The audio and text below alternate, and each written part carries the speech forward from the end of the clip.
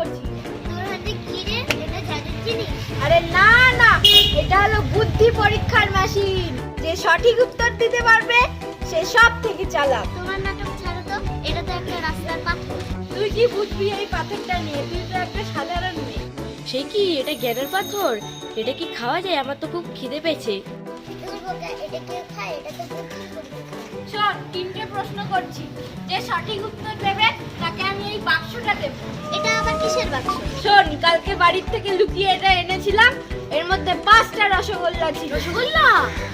আমিও তাহলে খেলবো। রসগোল্লা কাল রাতে সব খেয়ে ফেলেছি, খালি বাক্সটাই আছে। তোর মতো করছিসের কাছে রসগোল্লা আশা করাই ভুল। কি প্রশ্ন করবি কর। প্রথম প্রশ্ন, মন দিয়ে শোন। এমন কি জিনিস যেটা দিনের বেলা দেখা যায়, সূর্য উঠলে চলে যায়? এটা খুব সোজা। তারা। ভুল উত্তর। তারা আলোতে থাকে, শুধু দিনের আলোয় দেখা যায় না। ভুল উত্তর। এটা হচ্ছে আমার দুপুরের খাবার। দুপুর হলেই আমি খেয়ে ফেলি আর দেখা যায় না। প্রশ্নটাই ভুল। এটা হবে ছায়া। সূর্যের মাথার উপরে থাকলে ছায়া দেখা যায় না। হ্যাঁ, ঠিক উত্তর দিয়েছিস। এবার দ্বিতীয় প্রশ্ন। আমি চলি না, আমার একটা মাথা একটা লেজ আছে, বলতো আমি কি? একটা মাথা একটা লেজ, মানে তুই কুকুর? না না, এটা হচ্ছে আমার ঘুড়ি।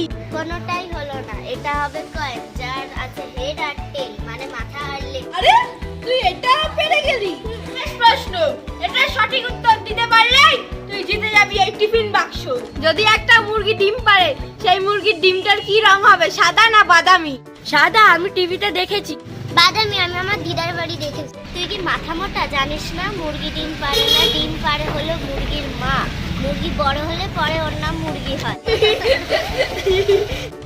যা, আমি তো এটা ভুলেই গেছিলাম। এবার বল, তোর পাথর বেশি চালাক না আমার বুদ্ধি?